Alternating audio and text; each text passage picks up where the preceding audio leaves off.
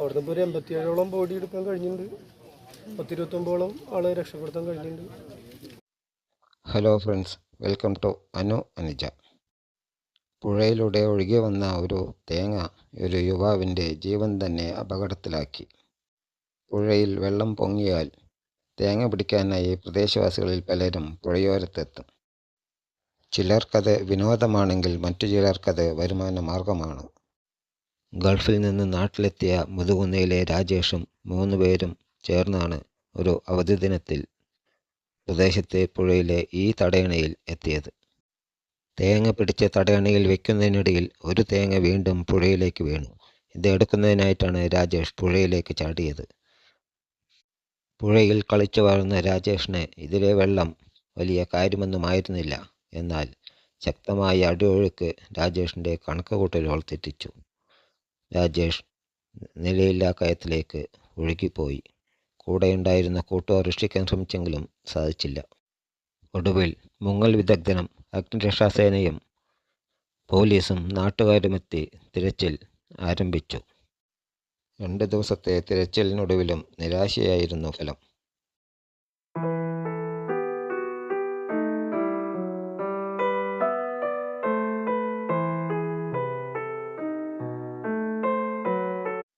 മഴക്കാലത്ത് പുഴകളും കുളങ്ങളും ഉൾപ്പെടെയുള്ള ജലാശയങ്ങളിൽ വെള്ളത്തിൻ്റെ അളവ് വളരെ കൂടുതലായിരിക്കും.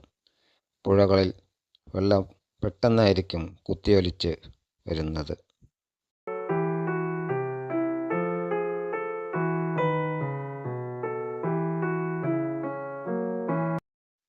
മഴക്കാലത്ത് ജലാശയങ്ങളിൽ ഇറങ്ങരുതെന്ന് അധികൃതർ മുന്നറിയിപ്പ് നൽകുമ്പോഴും നാം അതൊന്നും ശ്രദ്ധിക്കാറില്ല. പുഴയോരത്തെ കുറ്റിക്കാടുകളിൽ കുടുങ്ങിക്കിടക്കുമെന്ന സംശയത്താൽ മുങ്ങൽ വിദഗ്ധൻ എല്ലായിടത്തും തെരച്ചിൽ നടത്തി. എന്നിട്ടും രാജേഷിനെ കണ്ടെത്താനായില്ല.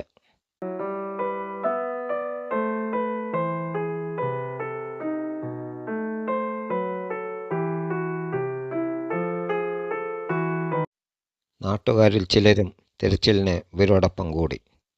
കുത്തിയൊലിക്കുന്ന പുഴയിൽ തങ്ങളുടെ സുരക്ഷിതത്വം കൂടി നോക്കിയായിരുന്നു ഇവരുടെ പരിശോധന.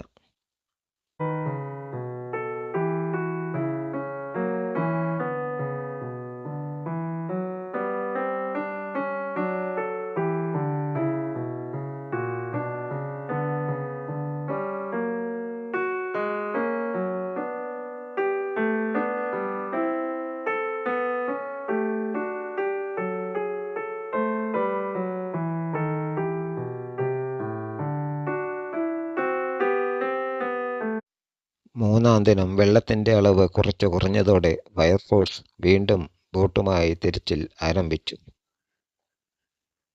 കൈകൊണ്ട് തുഴഞ്ഞും യന്ത്രം ഉപയോഗിച്ചും ബോട്ട് മുന്നോട്ട് നീങ്ങി. ഇവരോടൊപ്പം സ്കൂബ അംഗങ്ങളും മുങ്ങൽ വിദഗ്ധനും കൂടെയുണ്ടായിരുന്നു.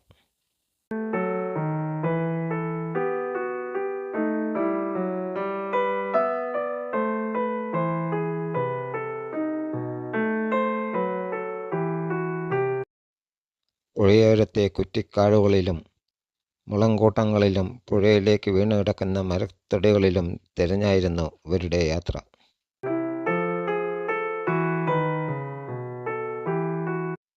രാജേഷ് ഒഴുക്കിൽപ്പെട്ടയിടത്ത് നിന്നും 200 മീറ്റർ അകലെ എത്തിയപ്പോൾ തിരച്ചിൽ നടത്തുന്നവർ അത് കണ്ടെത്തി. വീണ് കിടക്കുന്ന മരത്തിനടിയിൽ വള്ളികളിൽ ചുറ്റിയ നിലയിലായിരുന്നു രാജേഷിൻ്റെ മൃതദേഹം കിടന്നിരുന്നത്.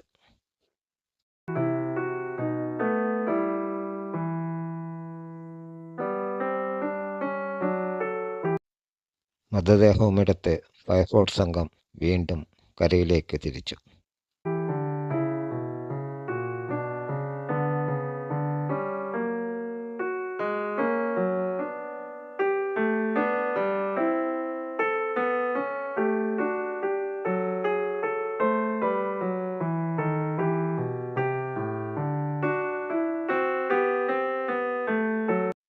കൂടി നിൽക്കുന്ന നാട്ടുകാർക്കും കൂട്ടുകാർക്കും ഒരു നോവായി രാജേഷിൻ്റെ മൃതദേഹം ബോട്ടിൽ നിന്നും കരയിലേക്കിറക്കി.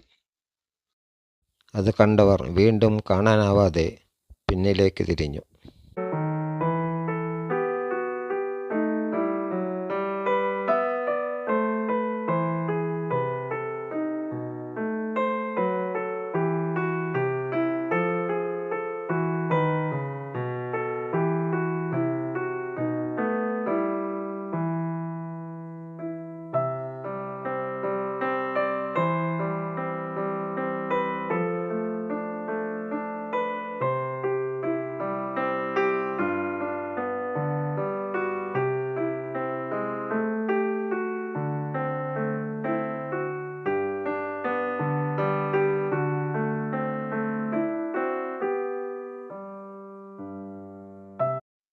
രാജേഷിൻ്റെ മരണം നമ്മൾക്ക് നൽകുന്നത് ഒരു മുന്നറിയിപ്പാണ്. എത്ര നീന്തൽ അറിയുന്നവനായാലും പുഴയിലേക്ക് ഇറങ്ങുമ്പോൾ ഒന്ന് സൂക്ഷിക്കണമെന്ന മുന്നറിയിപ്പ്. മുകളിൽ ശാന്തമായിട്ടാണ് പുഴ ഒഴുകുന്നതെങ്കിലും അടിയൊഴുക്ക് വളരെ ശക്തമായിരിക്കും. അത് പുഴയിലേക്ക് ഇറങ്ങുമ്പോൾ മാത്രമേ മനസ്സിലാവൂ. അപ്പോഴേക്കും നിലയില്ലാ കയങ്ങളിലേക്ക് നമ്മൾ പോയിട്ടുണ്ടാകാം. രാജേഷും അങ്ങനെയാണ് തിരിച്ചു വരാത്ത ലോകത്തേക്ക് യാത്രയായത്. ഇനിയെങ്കിലും നമ്മൾ ശ്രദ്ധിച്ചേ മതിയാകൂ. ശാന്തമായി ഒഴുകുന്ന പുഴയിൽ കാഴ്ചകൾ കണ്ടു നിൽക്കുമ്പോൾ ഓർക്കുക, എപ്പോൾ വേണമെങ്കിലും പുഴയിൽ ശക്തമായ വെള്ളം കുത്തിയൊലിച്ചു വരാം. അധികൃതരുടെ വാക്കുകൾക്ക് നമ്മൾക്ക് കാതോർക്കാം. അവർ തരുന്ന നിർദ്ദേശങ്ങൾ പാലിക്കാം. നമ്മുടെ സുരക്ഷിതത്വം കൂടി കണക്കിലെടുത്ത് വേണം പുഴയോരത്ത് ചെന്ന് കാഴ്ചകൾ കാണാനും കുളങ്ങളിലേക്ക് ഇറങ്ങാനും. ഇല്ലെങ്കിൽ വലിയൊരു ദുരന്തത്തിലേക്കാകും അത് ചെന്നെത്തുക. ഇനിയൊരാൾക്കും ഇത്തരം ഒരു അപകടം സംഭവിക്കാതിരിക്കട്ടെ എന്ന പ്രാർത്ഥനയോടെ.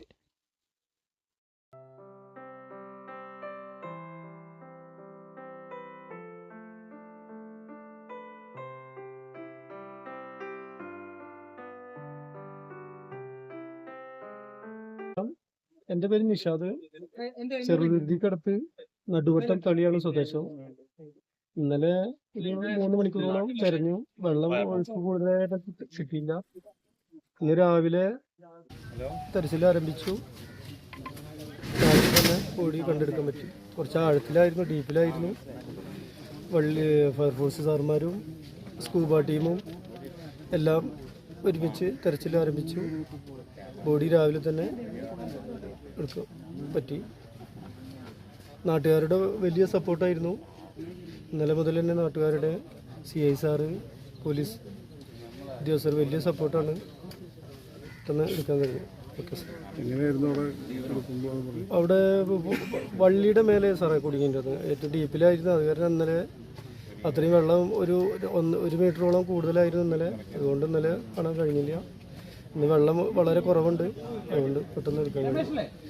പിന്നെ മെയിൻ ഇൻസിഡൻറ്റ് ഷൊർണൂർ ഭാഗത്ത് fire force, Vadakkanchery fire force, Shoranur fire force അവരുടെ കീഴിൽ പോകാറുണ്ട്. അവിടുന്ന് ഇപ്പോൾ ഒരു 87ഓളം ബോഡി എടുക്കാൻ കഴിഞ്ഞിട്ടുണ്ട്. 10-29ഓളം ആളെ രക്ഷപ്പെടുത്താൻ കഴിഞ്ഞിട്ടുണ്ട്. പിന്നെ അവരെ വിളി വന്നവനെ പോകും. അതാണ്.